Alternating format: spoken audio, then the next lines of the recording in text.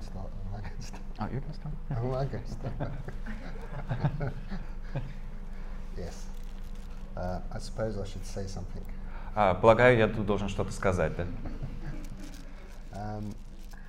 I feel very warmed in my heart to be here once again in Moscow. I think it's my fifth visit, spanning a couple of decades, I think, since 93. На сердце очень тепло от того, что я снова здесь нахожусь. Снова нахожусь в Москве. Это, полагаю, мой 5-й визит. И эти 5 визитов разнесены на 2 десятилетия. Первый из них состоялся в 1993 году. So, just as when your auntie comes to visit, she always says, oh, haven't you grown? Каждый раз, когда к вам приезжает ваша тетя, она вам говорит: божечки, как же ты вымахал или вымахала. So, compared to my first visit, now we have all this smart technology and beautiful buildings and lovely young fresh faces.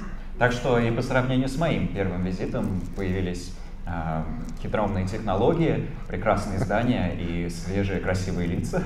And some very handsome old faces as well. Ну а также и очень привлекательные пожилые лица. Yeah. So it's a delight, it's a delight to be here and also to see the interest in Buddha Dharma.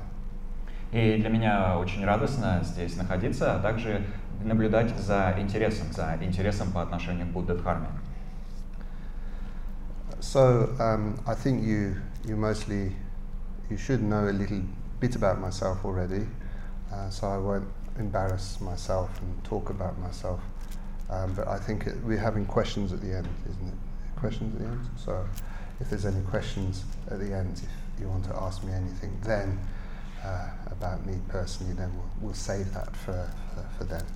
Полагаю, вы в общих чертах немного знакомы с тем, что я из себя представляю, поэтому я не буду позориться и пытаться себе еще раз рассказать. Но на всякий случай в конце у нас будет немного времени на вопросы и ответы, так что если у вас возникнут какие-то неотложные вопросы по поводу моей собственной персоны, тогда можно будет что-то на эту тему сказать. So the topic of the talk or the lecture this evening is contemplative art and the search for happiness. Тема нашего сегодняшнего выступления или сегодняшней вечерней лекции звучит как «Созерцательное. Искусство и поиск счастья». Contemplative. To contemplate, to meditate. Созерцательное — это когда созерцаешь или медитируешь, то есть. So art that we consider, and of course, me being an artist, that's what interests me in my life, and being a Buddhist in the pursuit of happiness, I should at least have something to say about the subject. То есть о таком конкретно виде искусства мы будем беседовать. Кроме того, мы также говорим и об искусстве в целом, и поскольку я художник и одновременно буддист, который стремится к счастью, ищет для себя счастье, вы могли бы предполагать, что я, наверное, найду, что сказать на эту тему. Because the truth is for all of us, and nobody can argue with this. Конечно, по факту всех нас касается идея о том, и никто с этим поспорить не в силах, we all want to be happy. Что мы все желаем счастья. And we all want to be free. И все желаем свободы. But what does, how do we become happy and what does freedom mean? Но встает вопрос о том, как именно достичь счастья и что именно эта свобода предполагает. Because everyone wishes to be happy, but without the right wisdom or the right path, the right way, we may not know how to be properly happy. Мы все, конечно, желаем счастья, но без надлежащей мудрости, без правильного пути, без правильной стези мы к этому счастью подлинно не приблизимся. And of course, we all know that seeking happiness in material things doesn't give us true happiness. It's a temporary happiness. И, конечно, мы все знаем, что поиск счастья в вещах чисто материальных нам подлинного счастья не приносит, это лишь счастье временное. Or looking for happiness in the perfect relationship. You know, we could have a good relationship all our life, of course, if we're lucky. But then, of course, one of us, well, both of us, will die. Или же поиск счастья в личных взаимоотношениях. Конечно, если нам повезет, у нас могут быть хорошие взаимоотношения на протяжении всей нашей жизни. Но и тогда, в конечном итоге, один из нас или оба мы в конечном итоге умрем. And you would say to your partner, please don't die before me because I'll be very unhappy. И тогда вы своему партнеру говорите: ты, пожалуйста, не умирай до меня, потому что я тогда очень расстроюсь. And they said, no, you can't die before me because I will be very unhappy. А партнер ваш вам отвечает: нет, это ты, пожалуйста, до меня не умирай, потому что я тогда очень расстроюсь. So you have to agree, we both have to die at the same time. И приходится условиться, что мы умрем одновременно. So we all know that, you know, happiness isn't from these things. Happiness, of course, from the Buddhist point of view, is from yourself. Мы таким образом знаем, что счастье не достигается за счет всех этих вещей. С буддийской точки зрения мы говорим о том, что счастье мы находим в самих себе. So how we become happy, then of course we need to practice to purify our mind, to overcome our obstacles within ourselves, what we call our conflicting emotions. И для того, чтобы это счастье отыскать, нам необходимо заниматься процессом практики. Нам необходимо осуществлять практику, которая позволяет нам очищать свой ум, устранять препятствия и избавляться от того, что мы называем противоречащими эмоциями. And of course, one of the best ways to do this is to meditate. Разумеется, один из лучших способов эту практику осуществлять — это медитация. Because meditation, you become calm. Once you're calm, you're more clear. Ведь, занимаясь медитацией, мы достигаем спокойствия, а добившись спокойствия, обретаем больший уровень ясности. That is the immediate effect of the meditation. Таково непосредственное влияние, непосредственный результат медитации. But the long-term effect of meditation, meditating every day, helps us overcome or cope with the difficulties in life. Но долгосрочный эффект медитации, который достигается, если мы практикуем ежедневно, состоит в том, что медитация помогает нам справляться или взаимодействовать с жизненными трудностями. Because the simple act of meditating every day works on a very deep level of our consciousness. Потому что простое само по себе действие ежедневной медитации на самом деле работает на очень глубоком уровне нашего сознания. My mother, for example, she has meditated every day since I was a child. К примеру, моя мать занимается медитацией каждый день и медитирует с того момента, когда я еще сам был ребенком. So it's easy for me to look at her and see the benefits of the meditation. И потому мне просто посмотреть на нее и в ней увидеть преимущество медитации. And she's so good now at meditating that she doesn't need to be particularly in a quiet place, you know. На сегодняшний момент она настолько преуспела в своей практике, что ей для медитации не нужно находиться в каком-то особом тихом месте. Her meditation is so experienced, you know. She's so accepting of her environment, the noise. Ее медитация настолько пронизана опытом, что она способна полностью принять то окружение, в котором находится, весь окружающий ее шум. She sometimes stays with me and she would say, I'm just going to do my meditation. I'll go, okay. Иногда она останавливается у меня дома и говорит: ну, кстати, сейчас медитацией позанимаюсь. Я такой: ну, ладно, хорошо, давай. Do you want me to turn the radio off? Радио выключить тебе? No, it's okay. Да, ничего страшного. And she'll sit and meditate with the door open. I will be washing up or doing the normal things in the house, and she just sits completely undistracted, completely content, no sort of angst inside that I'm making a noise. И вот она сидит и медитирует, дверь при этом открыта, я мою посуду или занимаюсь какими-то обычными делами, но моя мать пребывает в состоянии медитации совершенно без каких-либо отвлечений и совершенным чувством удовлетворения. So she's truly peaceful. То есть испытывает подлинное переживание покоя. But more than that, when, like all of us, when there's a big drama in your life, like a very close, dear person, maybe a family member dies, something like that, dies of a bad sickness, cancer or something.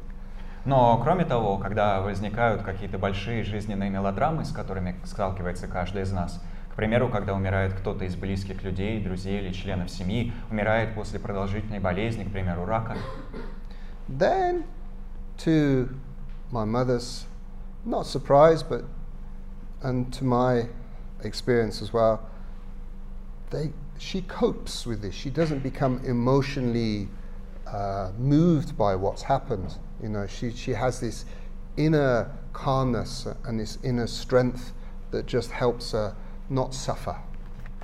И моя мать, и в этом нет ничего удивительного, потому что таков и мой собственный личный опыт, сохраняет совершенное состояние спокойствия. Эти страдания, эти мелодрамы ее как бы не забывают, не задевают. Она сохраняет внутренний покой, который позволяет не испытывать в эти моменты страданий. So it's really good to meditate just a little bit every day. Так что медитировать крайне полезно, по крайней мере, самую малость, каждый день. Okay, so now I should come back to what we're supposed to be talking about.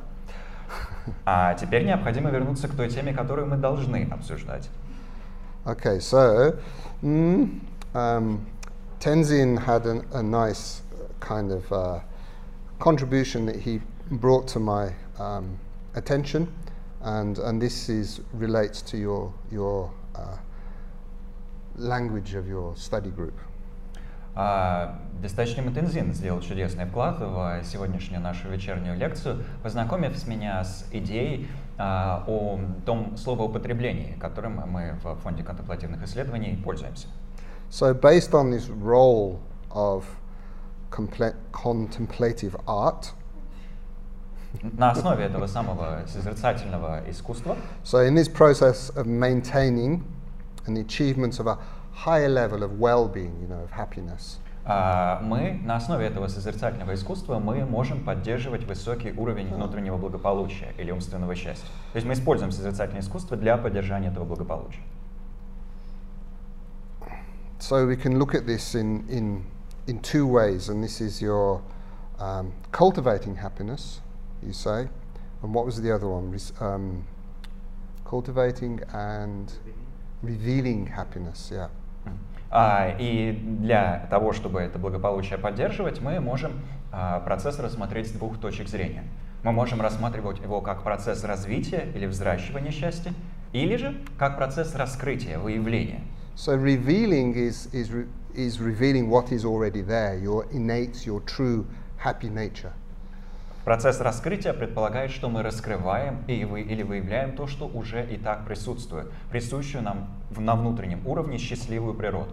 And of course, cultivating is the practice, purification, etc.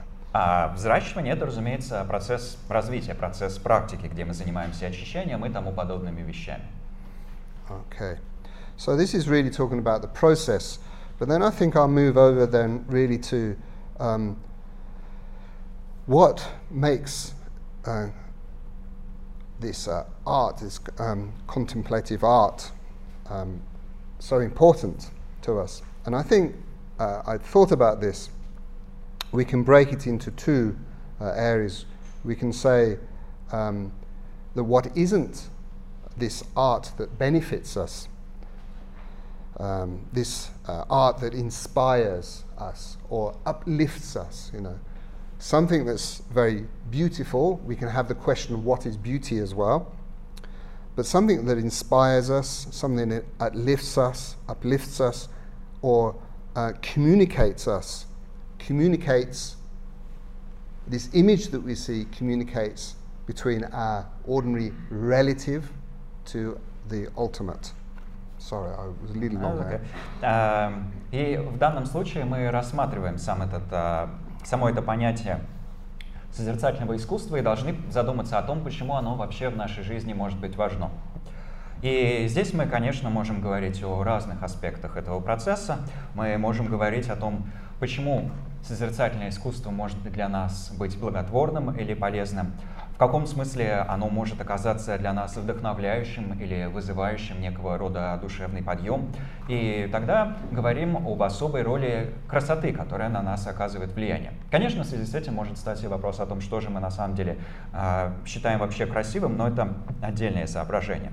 А в целом мы говорим о том, что подлинное созерцательное искусство, искусство, пронизанное этим духом, нас вдохновляет, вызывает в нас душевный подъем или позволяет нам с чем-то себя соотнести или выстроить некую коммуникацию, некую связь между разными вещами. И те аспекты, которые здесь оказываются между собой соотнесенными, это относительное и окончательное, абсолютное. Мы соотносим относительную реальность и реальность абсолютную. So we can say these three qualities of art, as we're talking about, that inspires, uplifts, and connects us to something more sacred. We can say this is Dharma art.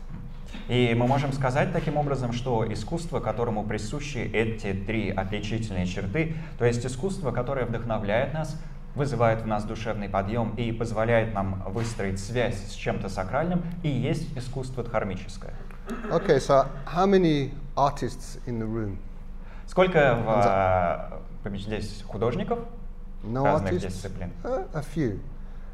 Musicians as well. Musicians, yeah, musicians, writers. Да, не только художники в широком смысле, как бы работники творческого цеха. Музыканты, писатели, кинорежиссеры, поднимайте все руки. Come on, bring it on. Да. Who is creative? Давайте машите руками. Кто занимается творчеством в своей жизни? Creative in the kitchen. Кто творчески подходит к кулинарии? Cleaning. Творчески занимается уборкой. Yeah. We're all creative. We're all creative at something. Мы все в том или ином смысле креативный класс. And what is creativity? You know, creativity is to keep us interested in something, you could say. Что же такое процесс творчества? Что же это за творческий подход? Это просто то, что удерживает нас заинтересованными в любом процессе. So if you're not a creative cleaning person, I won't say cleaning lady, cleaning person. If you're not a creative cleaning person, если вы не креативный или не творческий уборщик-уборщица, не будем говорить уборщица, а так и скажем, уборщик-уборщица. If you don't have that sort of freedom and play, if you don't have that, you're just doing the same boring thing all day. Если вам не присуща какая-то творческая игривость в этом процессе уборки, если вы просто скучным образом повторяете ежедневную рутину, so a skillful cleaning person will do a little bit of dusting. То это одно. А вот, соответственно, человек, который творчески подходит к уборке, немножко так игриво позанимается вытиранием пыли. Maybe they use their right hand, and to make it really interesting, they can use their left hand sometimes. Иногда будет вытирать пыль правой рукой, но чтобы разнообразить процесс, поиграться с ним, иногда, наоборот, использует руку левую. But then, you know, they won't do that all day. They'll go and do some ironing, you know, or cleaning, you know, washing or whatever, you know. They keep changing. They be creative in what they're doing. They make it interesting. They put the music on, you know. They dance with the Hoover, with the vacuum cleaner. Но целый день одним этим вытиранием пыли разными руками заниматься не будешь, ведь чтобы разнообразить процесс, иногда будешь переключаться на утюжение одежды, а иногда, может быть, на мытье полов, иногда, чтобы разнообразить все, включишь музыку, потанцуешь немножко с пылесосом. So then it's not a chore, it's not hard work, it's fun. И тогда весь процесс уже не просто скучная рутина, это не тяжелый труд, а нечто веселое. What are you? You are happy. И что же тогда с вами случилось? Вы испытываете счастье. Instead of having this attitude that I hate cleaning, вместо того, чтобы поддерживать настрой, заставляющий вас думать, о, ненавижу уборку, then you already make an enemy in yourself with what you're doing. При котором вы уже во врага обращаете тот процесс, которым занимаетесь. Because here's another truth, okay? Another truth. Потому что вот вам еще истина, еще одна истина. The truth is, whether we like it or not, we're going to have to do the washing up every day for the rest of our life. Еще одна мудрая истина. Нравится вам это или нет, мытьем посуды придется заниматься всю оставшуюся жизнь. Пожалуйста. So you may as well accept it, embrace it, and be happy about it. Так что можно и смириться с этой вынужденной необходимостью, принять ее и каким-то образом ей порадоваться. Because if you think, oh no, I have to do the washing up again, miserable, you're going to be like that all your life. Потому что если вы относитесь к этому процессу сугубо негативно, если вы уже ощущаете муку при одной мысли о том, что нужно снова этим заниматься, в этом негативном настрое и проходит вся наша жизнь. My mother, again, I'm talking about my mother a lot. She used to try and blackmail me with her emotional blackmail to do the washing up. I'm sure we've all experienced this sort of thing. Моя мама, я вообще часто про маму рассказываю, если что, в свое время пыталась заставить меня заниматься мытьем посуды с помощью эмоционального шантажа. Думаю, все мы в жизни с таким сталкивались. Which for me was very painful, of course. И для меня это, разумеется, был очень болезненный опыт. So I learned very, very young to do the washing up before she even had a chance to emotional blackmail me. So I get that quick, Так что я в очень раннем возрасте усвоил мысль о том, что необходимо вымыть всю посуду до того, как мама примется за свои эмоциональные манипуляции. То есть я уже заранее сам бежал на кухню, чтобы всего этого избежать. Okay. All right, so ordinary art, we can say the opposite of art that inspires and connects us to something more sacred, more ultimate, uplifts us. The opposite to this we can call ordinary art.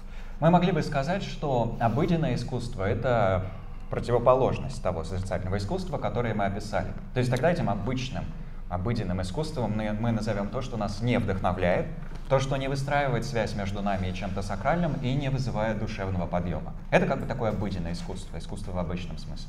I guess really we're talking about contemporary art, Western art, you can say, in a very general way.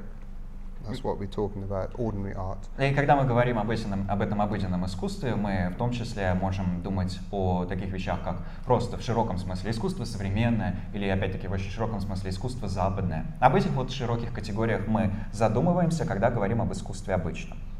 But really we're talking about art that we create out of our own emotions. Но на самом деле все это обыденное искусство сводится к тому творчеству, к тому искусству, которое мы создаем просто под влиянием своих собственных эмоций.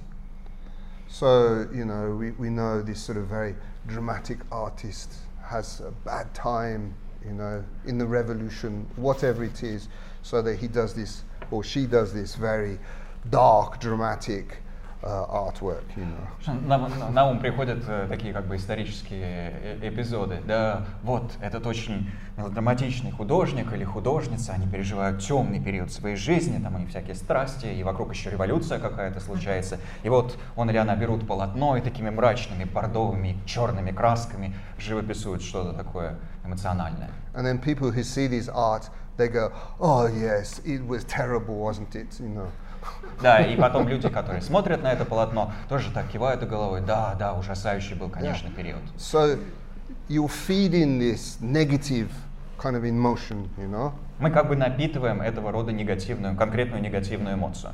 Or like you go to your poetry society and everyone tells you they're terrible poetry, bad. There's nothing worse than bad poetry, isn't there?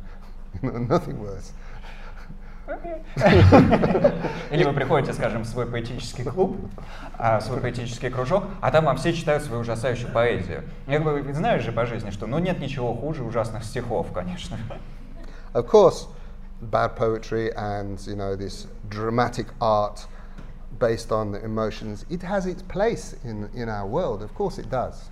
I'm not saying it's ultimately bad. И, конечно, и у этих ужасных стихов, и у, может быть, какого-то искусства, которое основывается на бурных эмоциональных переживаниях, тоже есть роль в нашей собственной жизни. То есть я ни в коей мере не пытаюсь утверждать, что эти вещи не имеют права на существование. У них есть своя роль. But, big but, big but. From a Buddhist point of view, we're supposed to be taming our minds. Но все же, огромное такое же. Мы, как буддисты, должны заниматься укрощением своего собственного ума. Yeah. We're supposed to be taming this drama. Мы должны заниматься укрощением или усмирением этих мелодрам. Yeah. Pacify, to be peaceful, to be calm, to be kind, to be clear. Умиротворением, достижением большего уровня спокойствия, большего уровня умиротворения, большего уровня доброты и ясности. So this refers back to the art, the responsibility of the artist, as myself, whose wish, whose intention, my motivation is to create art, to uplift, to inspire, to communicate Dharma. И в связи с этим, разумеется, встает соображение о том, какую ответственность вообще несет художник. К примеру, какую ответственность я сам несу, учитывая, что мое желание, мое намерение, моя мотивация состоят, опять-таки, в том, чтобы вдохновлять, вызывать у людей душевный подъем, позволять им соприкоснуться с чем-то сакральным, выражая все это в дхармическом искусстве. So the art, the images can remind us to be peaceful, or make us feel peaceful, or to tame our minds, to remind us to tame our emotions, conflicting emotions. Конкретные произведения искусства могут напоминать нам о умиротворении или о необходимости стремиться к умиротворению, развивать умиротворение, или заниматься тренировкой ума, или укрощать свои беспокоящие эмоции. Okay, so that really brings us now more nearer to the traditional, we can talk about the traditional use of art, say within Tibetan Buddhism. As we know, Tibetan Buddhism is very rich in its iconography. И это нас подводит к разным соображениям о том, как именно созерцательное искусство используется в традиционном формате. К примеру, в традиции тибетского буддизма. Ведь мы знаем, что тибетский буддизм — это традиция, которая очень активна, очень богата иконографическими образами. So these images we see of these Buddhas, bodhisattvas, yidams, you know, some of them quite frightening with many arms, doing all sorts of strange things. You know, it's all symbolic. Мы видим эти иконографические образы и должны понимать, что все эти многообразные Будды, бодхисаттвы и идамы, все эти разные существа, у которых иногда много рук, голов, занимающиеся странными вещами на этих изображениях, на самом деле представляют собой символические образы. They're there to help us tame our minds. They're there to help us transform our negative emotions into positive emotions. Эти образы присутствуют или существуют для того, чтобы помочь нам в укрощении нашего собственного ума, помочь нам в преображении наших негативных эмоций в эмоции позитивные. So we can call them a very skillful tool to help us transform to our realization, to enlightenment. И мы можем их называть чрезвычайно искусным инструментом, которое позволяет нам преобразовать все с тем, чтобы достичь реализации и просветления. Okay.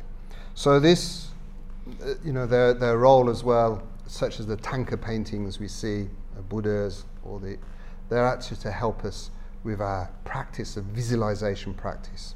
И таким образом это живописное искусство, которое в тибетской традиции мы, например, видим в форме иконописи на свитках, так называемых дханах, призвано для того, чтобы помочь нам в нашем собственном продвижении, нашей собственной практике. And the images themselves haven't just been made up to look pretty or to look, you know, Buddha-like.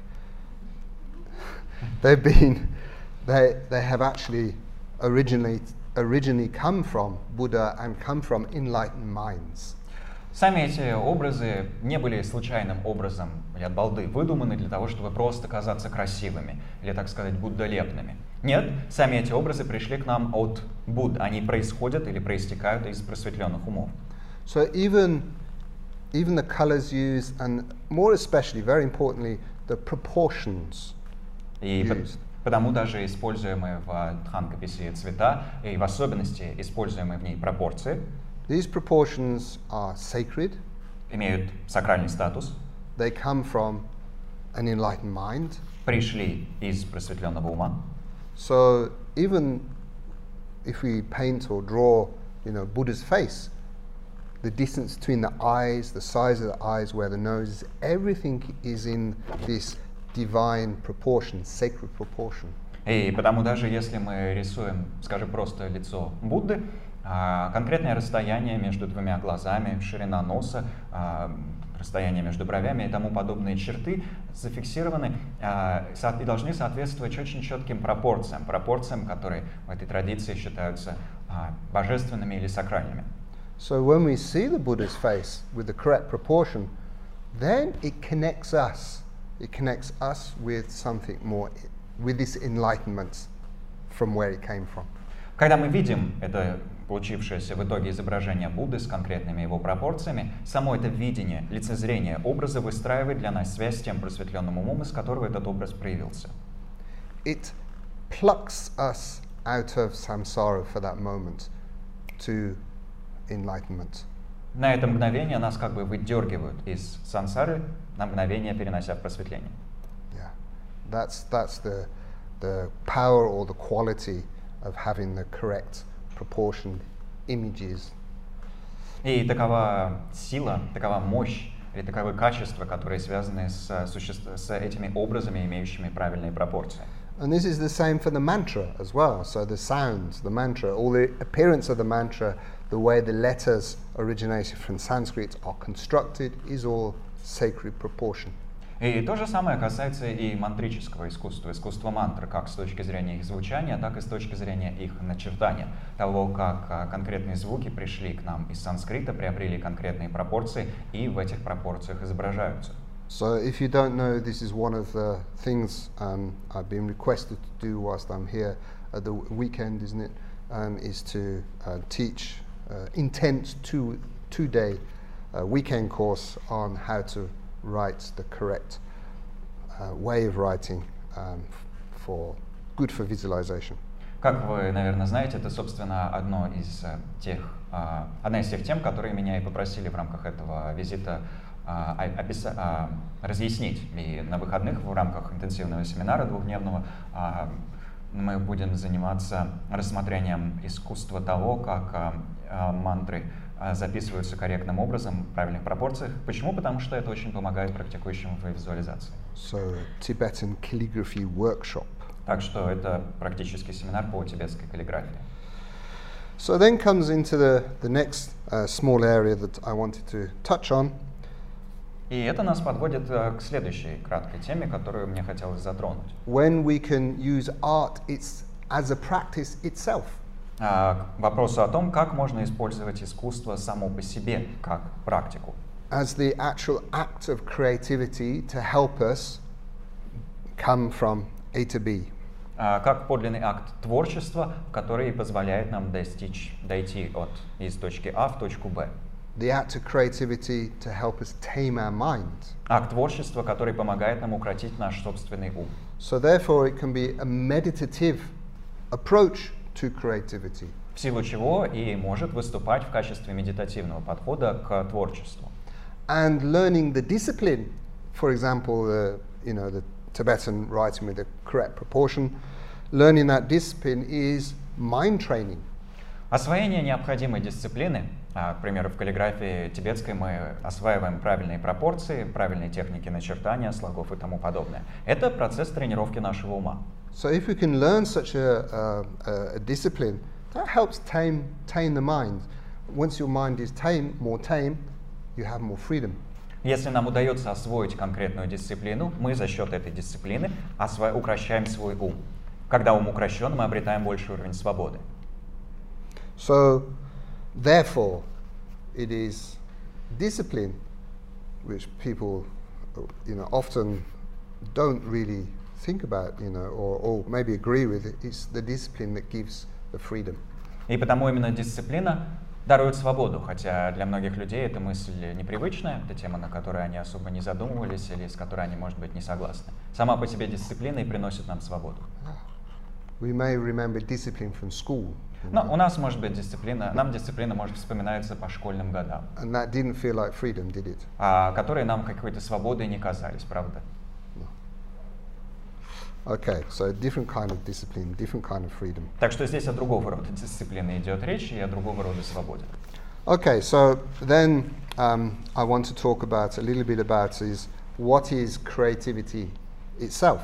И в связи с этим хотелось бы затронуть тогда вопрос о том, что же из себя представляет само творчество, сам творческий процесс.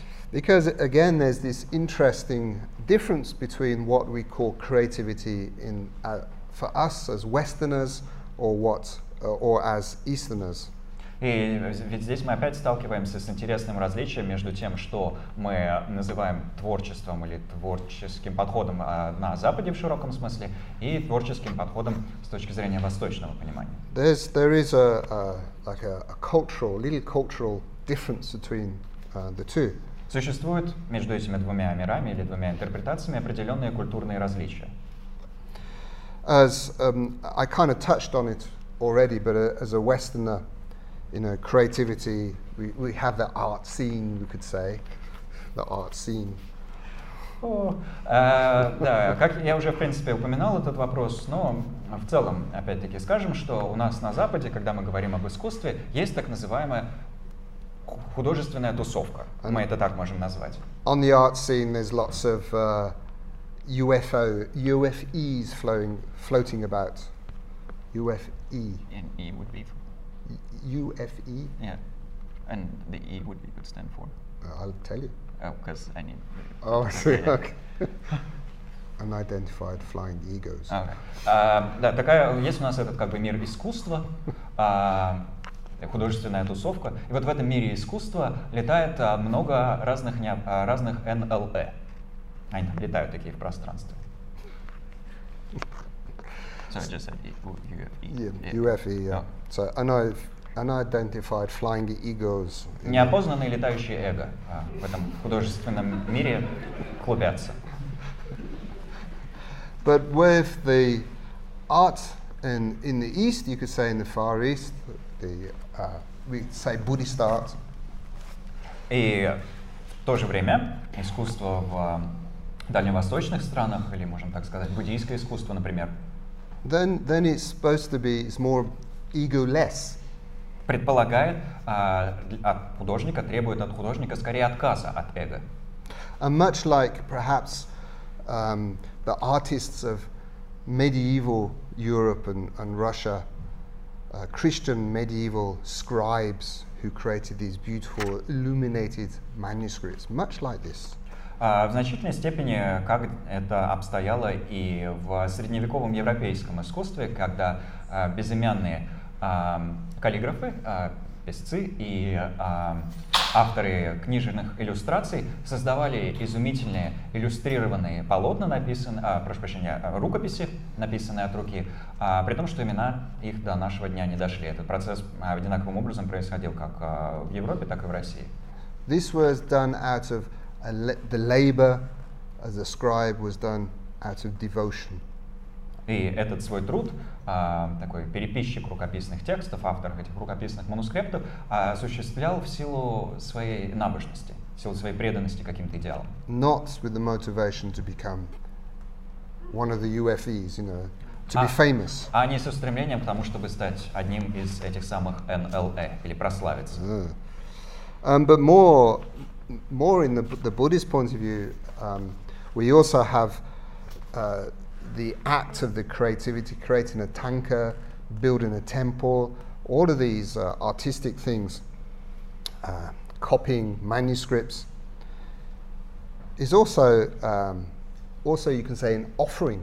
It's an offering.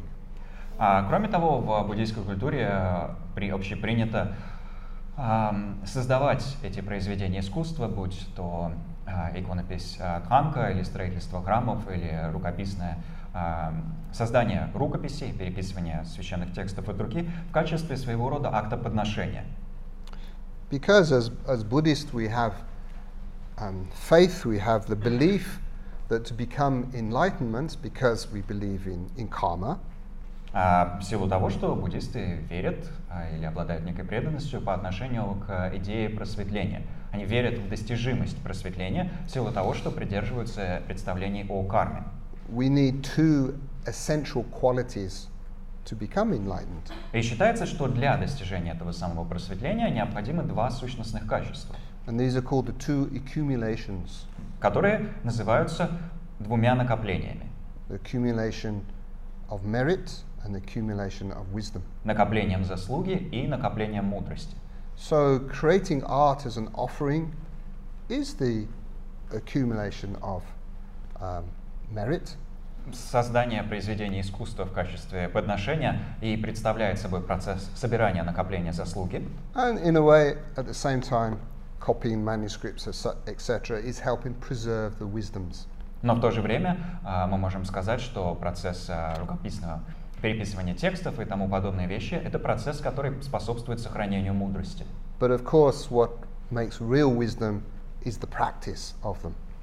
Но, разумеется, то, что порождает подлинную мудрость, это процесс практики учений. Yeah, to contemplate, to meditate, and to understand, this is what develops the true wisdom. Размышление или созерцание, медитация, осмысление — это вот и есть те вещи, которые приводят к подлинной мудрости. Okay, and then I think I'll finish off with just to share something with you. I have this kind of burning question all the time myself, asking every teacher the relationship between creativity and Buddha nature. В заключение поделюсь с вами еще одним соображением. Сам всегда задаюсь таким горящим для меня вопросом, которым я обращаюсь ко всем буддийским учителям, и это вопрос о взаимосвязи между творчеством и нашей природой Будды. Как эти два понятия, как эти две вещи между собой соотносятся. Because I truly believe that good creativity should be egoless. Потому что я верю, что подлинное творчество должно быть бессамостным, свободным от эго. It shouldn't be tainted or influenced by emotions. Не должно быть загрязнено или запятнано нашей эмоцией. So it should come from a pure heart. Не должно проистекать из чистоты сердца.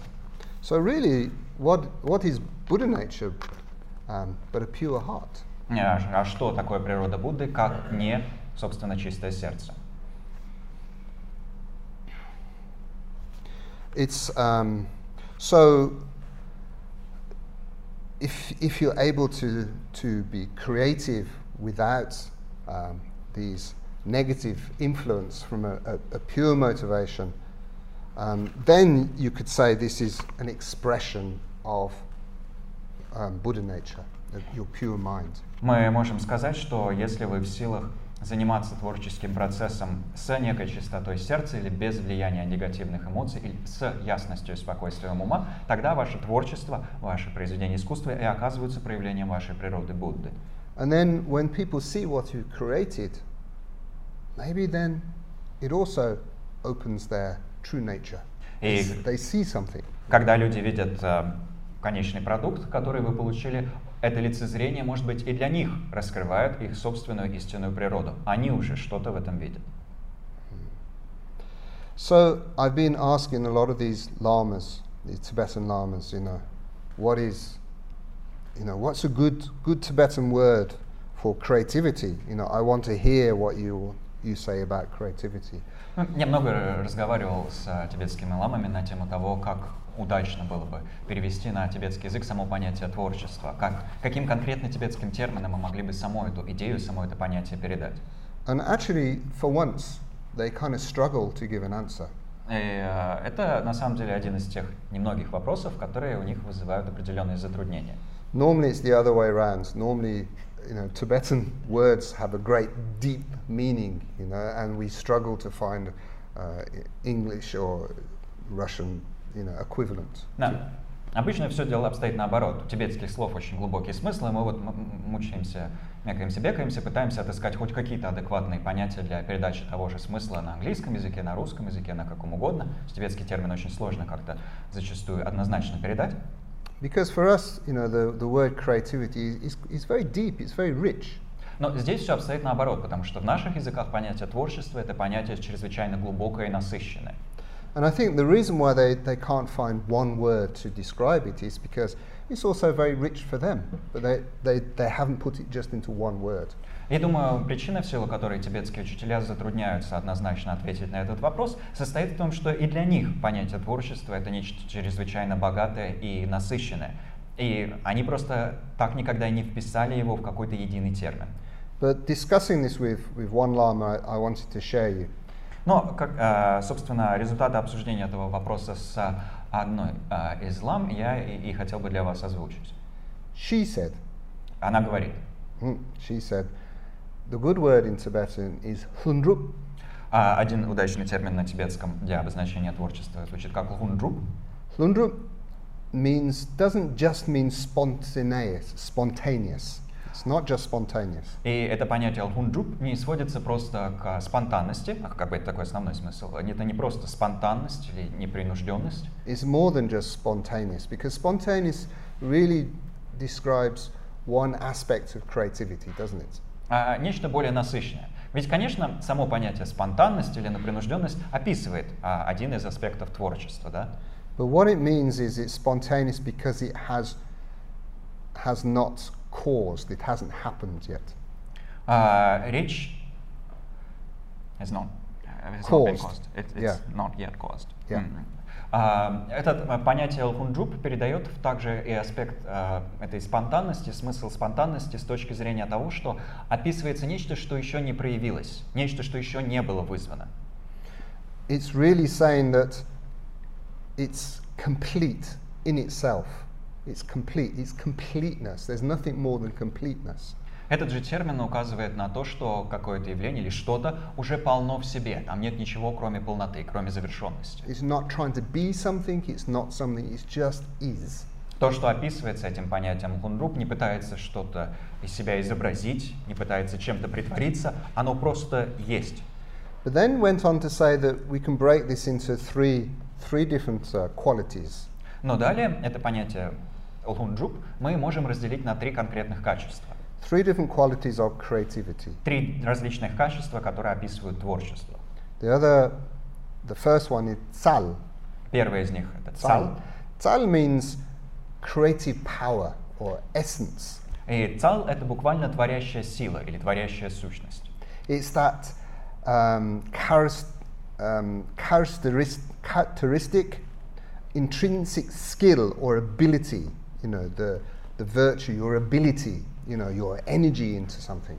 Это как бы отличительная черта, или это свойство, или присущий чему-то навык, или способность, или добродетель, которые позволяют чему-то быть.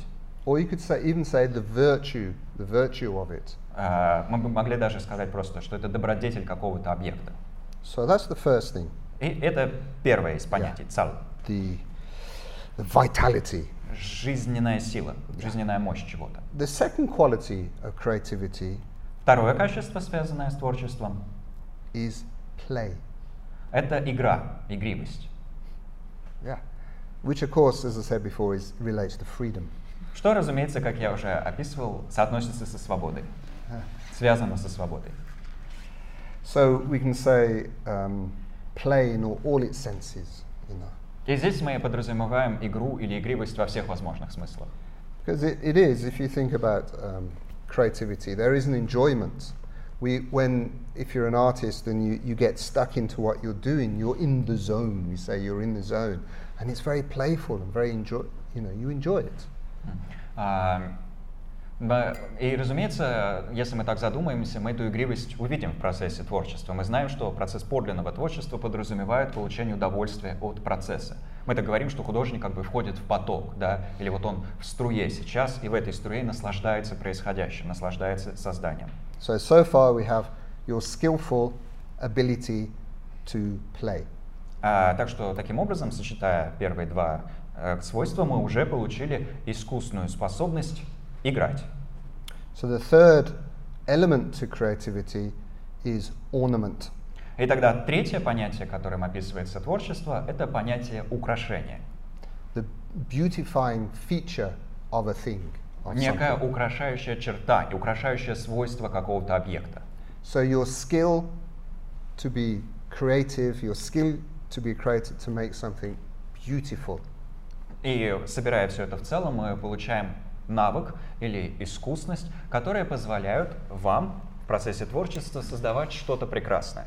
And beauty isn't just something pretty, И, разумеется, здесь под прекрасным мы подразумеваем не просто такое вот красивенькое.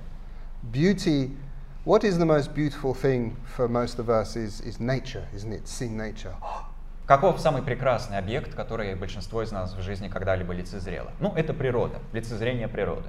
Because nature is alive, it has space, smells, colors, everything is just beautiful. Природа обладает своей жизнью, она содержит в себе пространство, она полна цветов, запахов и всего остального. Все в ней как бы присутствует. И все это изумительно. A good artist has this ability in his playful way to communicate that. И хороший художник обладает способностью в своем собственном игривом ключе это же качество передавать, доносить. You can take the opposite, you know, if somebody paints a Buddha with kind of like dirty colors. Но можно рассмотреть и противоположный пример. Предположим, кто-то живописует Будду такими грязноватыми оттенками. And the proportions are all wrong. Пропорции все там какие-то сикость-накость. Maybe he's got little piggy eyes and then his big mouth. Глаза какие-то свинячьи, рот огромный.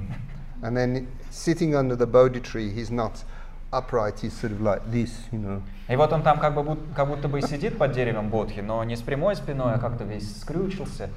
You're going to say, that's the most ugly Buddha I've ever seen. Вы на такое художество посмотрев, скажете, господи, это самый уродливый Будда, которого я в жизни своей видал.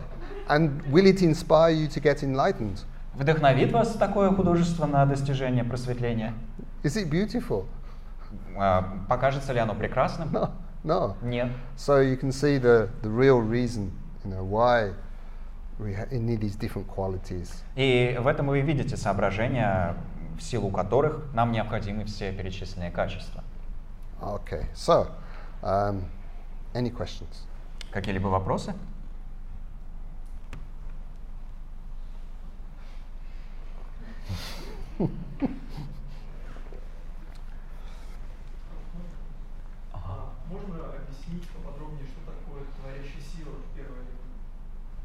Можно ли подробнее объяснить, что такое творящая сила или первый элемент? Can you elaborate a little bit on the Tsao component, the creative power? Yeah, creative power. I mean, you need enthusiasm. Необходим энтузиазм, да? Yeah. Все.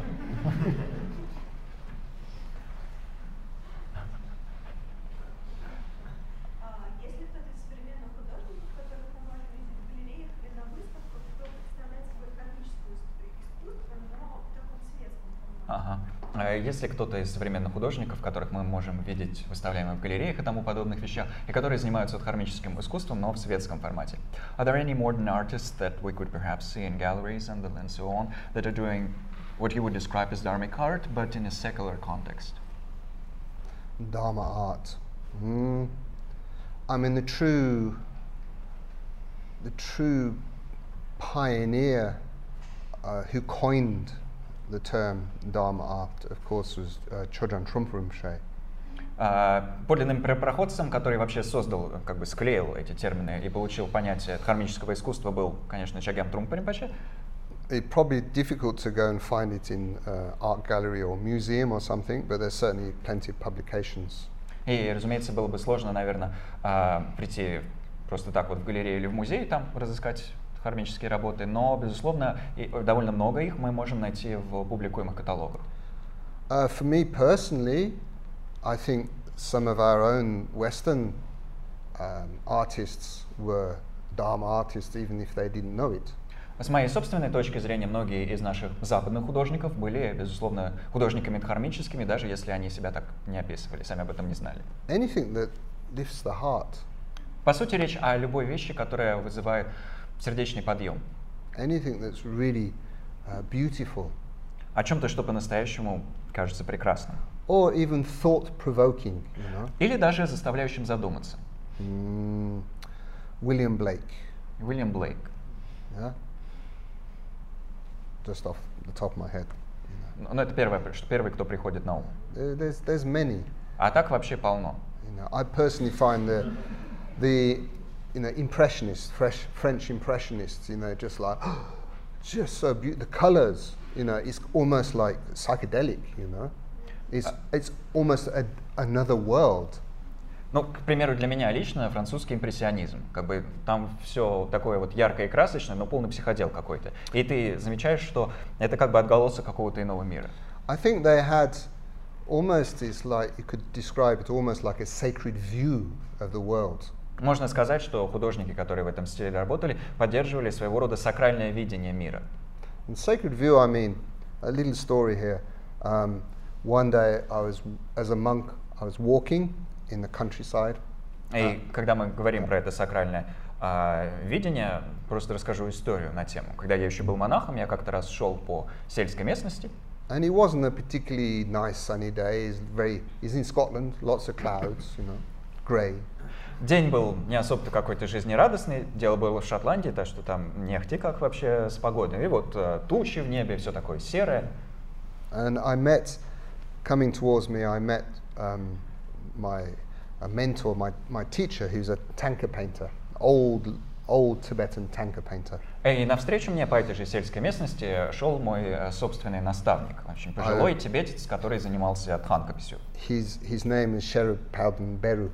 Sherab Palden Beru. Звали его Шераб Палден Беру. Beru, yeah.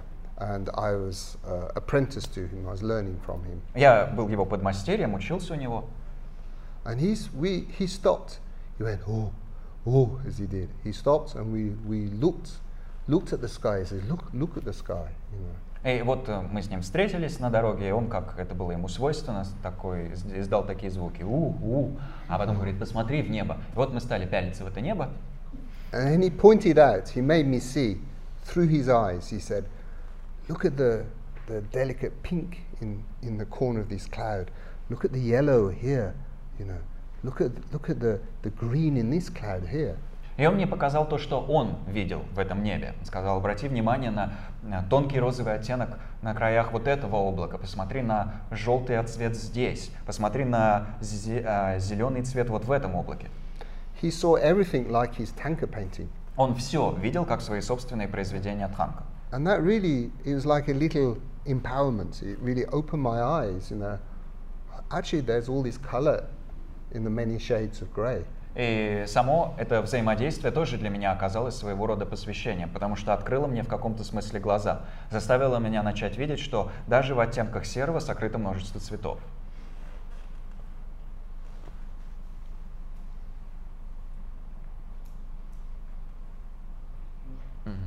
Интересовались ли когда-нибудь арабской, китайской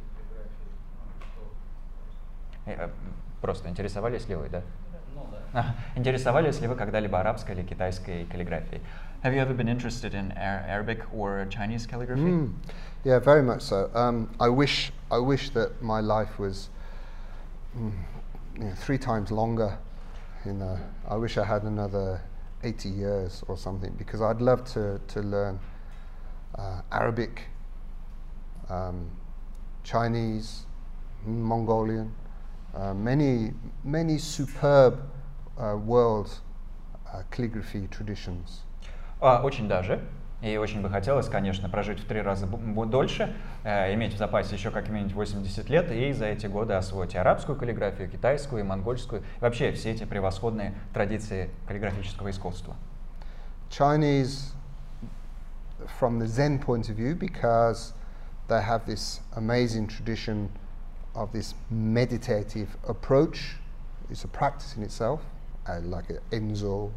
С китайской традицией я знаком с дзенской точки зрения, потому что там очень богата традиция созерцательной практики в написании в каллиграфическом написании, в том числе есть так называемая практика создания, начертания кругов энцо.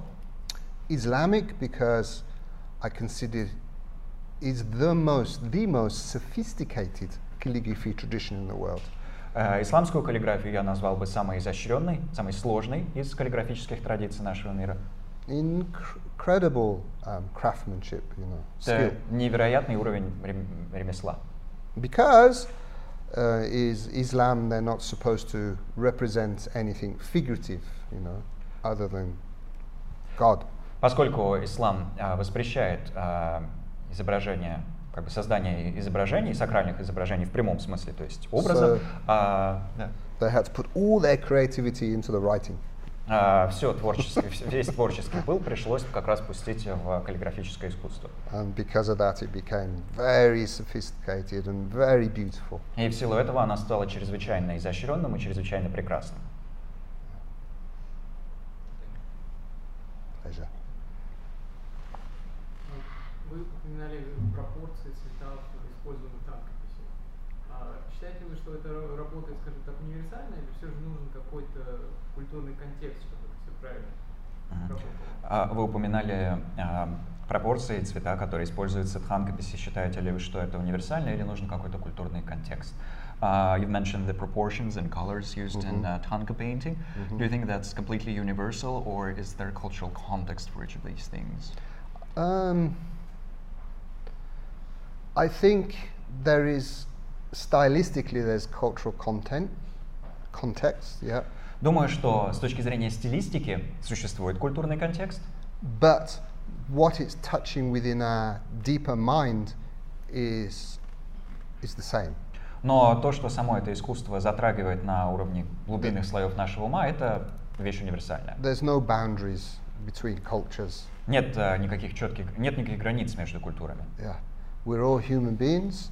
We all want to be happy. Мы все люди, и все желаем быть счастливы. So I think anybody can meditate on Buddhas and deities that look Oriental. И потому я думаю, что любой человек может медитировать на Буддах или божествах, которые, как кажется, имеют какой-то восточный облик. But because they come from enlightened minds, then it has the ability to transform us, no matter what nationality we are. В силу того, что эти образы происходят из просветленного ума, они обладают способностью нас преображать, независимо от того, какая у нас там национальность. Is there time for a little story? Пришло время рассказать краткую историю. Yeah. The head of one of the main schools in Tibetan Buddhism is Karmapa. Глава одной из главных школ в тибетском буддизме — это Кармапа. And the 16th Karmapa I knew as a child. С 16-м из Кармап я был знаком еще в своем детском возрасте. This is the previous Karmapa. Это был предыдущий Кармапа. He traveled around the world in the 70s. 16-й Кармапа путешествовал по всему миру в 70-е годы. And while in America, he was invited by the Hopi Indians to their what do you call, private reservation. It was out of bounds normally to people. И когда он путешествовал по Америке, индейцы племени Хопи пригласили его посетить их резервацию, которая в целом закрыта для посещения посторонними людьми. Yeah, restricted area. Это ограниченная для посещения территория. Because for the Hopi Indians, they had a prophecy that one day their brother with the red skin would come and replenish them. Почему это случилось? Потому что у индейцев Хопи было пророчество о том, что однажды к ним явится их брат с красной кожей, который оживит их жизнь. They believe Karmapa and the Lamas was this prophecy. И индейцы Хопи верят в то, что Кармапа и ламы в целом — это как раз те самые братья из этого пророчества. So they went to the reservation. И вот Кармапа со своей свитой прибыли в эту резервацию. And the chief had great faith in Karmapa. Вождь племени Хопи обладал большой верой в Кармапу. And so he asked Karmapa, please give me refuge. You know, the ceremony to become Buddhist. И сказал: пожалуйста, проведите для меня церемонию прибежища. Это церемония, в которой ты формально становишься буддистом. Obviously valued this connection. То есть, очевидным образом, он ценил эту связь, возможность установить такую связь. And of course, because the head chief did, then the whole community took refuge. И, конечно, раз уж вождь это сделал, то и все сообщество то же самое сделало, тоже обратилось за прибежищем. He also said, "Oh, we have a problem with drought here." И вождь также сказал, пока все это происходило, у нас вот еще и проблемы есть, у нас проблемы с засухой. And the next day it poured with rain. А на следующий день пошли, конечно, дожди. They also, this is interesting and really the point of the story, they also had these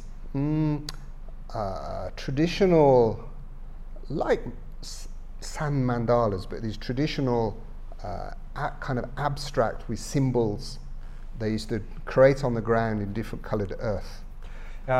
И интересный момент во всей этой истории, почему я вообще ее рассказываю, состоит в том, что у индейцев Хопи есть древнее искусство создания того, что мы могли бы по аналогии назвать песочными мандалами. То есть это создаваемые из разных оттенков земли графические абстрактные изображения, структуры, которые включают в собой разные символы, абстрактные и тому подобное. And they were related, to symbolically to their ceremonies and way of life. И эти абстрактные структуры особым образом символически соотносились с церемониями племени Хопи, с самим их образом жизни и так далее. They could remember how to make them. Индейцы помнили, как создавать эти изображения, But they'd forgotten their meaning. но забыли их смысл. So they asked the Karmapa, he said, "Oh, okay, you make for me." So there's many of them, made many of these. И индейцы, собственно, задали вопрос на эту тему Кармапе, и он сказал, давайте, изобразите. И они сделали, поскольку таких особых структур много, они изобразили много конкретных комбинаций. And because the Karmapa has an enlightened mind, И поскольку Кармапе присущ he просветленный ум, could interpret each one exactly the meaning. он обладал способностью в точности проинтерпретировать смысл каждого из узоров. The source of this is the same as their tradition. Потому что источник тот же самый, что и в традиции, конечно, источник интерпретации тот же самый, что и в традиции самих индейцев. Конец. That's the story. Все, это история. Такая вот история.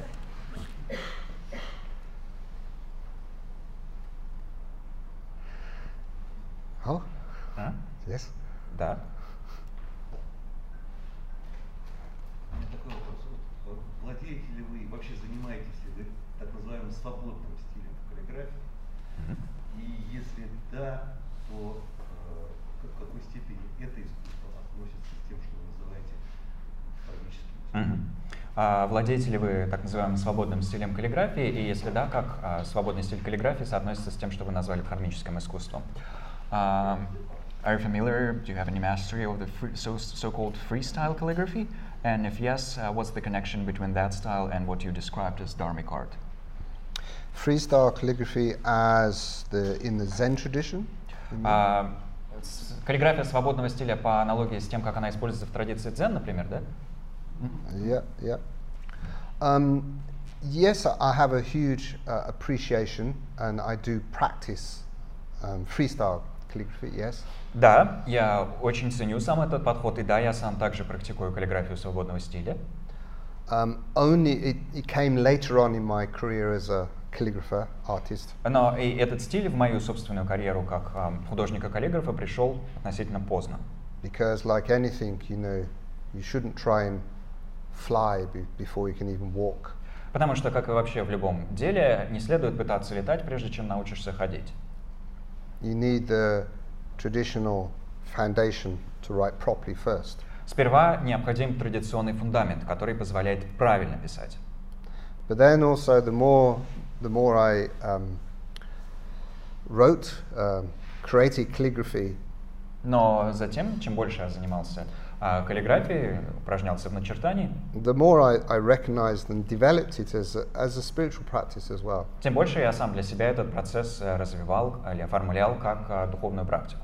So therefore I'm very interested in what we call freestyle. И потому меня самого очень интересует то, что мы называем свободным стилем. Perhaps at the end of the workshop at the weekend, then I'll do one example of that.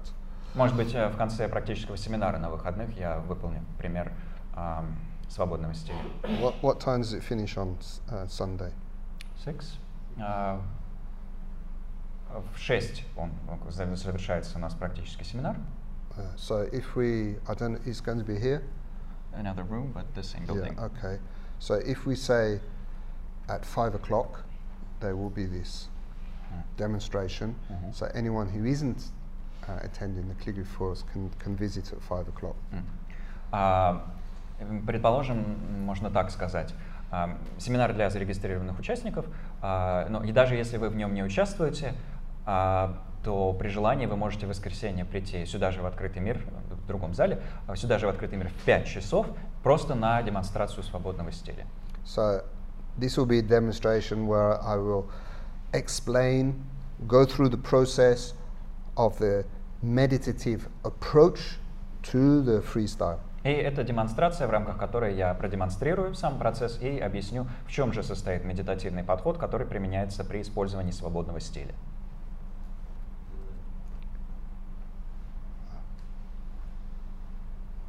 Yes. Да.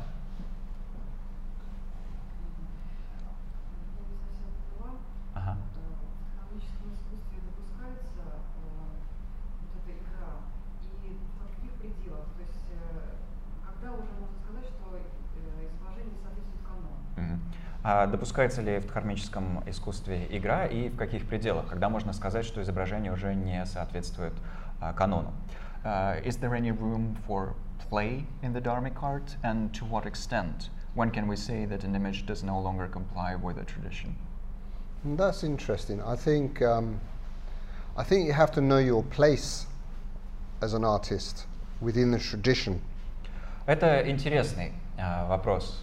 И я думаю, что, чтобы на него ответить, нужно просто знать свое место как художника в рамках конкретной традиции. You can only play if you have full confidence in what you're doing. Играть можно только, когда обладаешь полной уверенностью в том процессе, которым ты занят. Otherwise, it could be irresponsible play. В противном случае можно заняться безответственной игрой. It could become more of a distraction than a benefit. И тогда скорее получается отвлечение, чем какая-то польза. So I agree it is a fine line. Я согласен с тем, в смысле о том, что это очень тонкая разделительная черта. I tread this fine line myself because I'm a contemporary Tibetan calligraphy artist. И я сам по этой очень тонкой черте ступаю, потому что я человек, который занимается современным тибетским каллиграфическим искусством.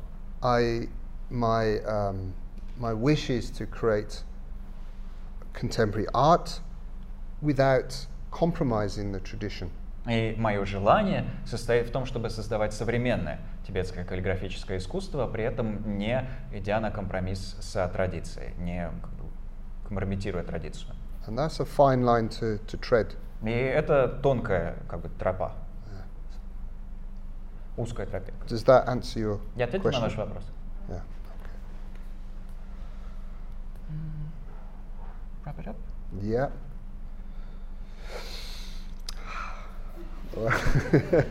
Well, yeah. Okay, thank you very much. I hope to see you all again. You've been a really lovely audience, lots of smiles. Made me happy, and I hope you leave very happy. And any goodness you felt, experienced, then dedicate that to everybody else in the universe so they can be happy, just as happy as well. Спасибо вам большое. Я надеюсь еще вас всех повидать. Вы были очень приятными слушателями, активно мне улыбались, радовались, и я тоже поэтому радовался.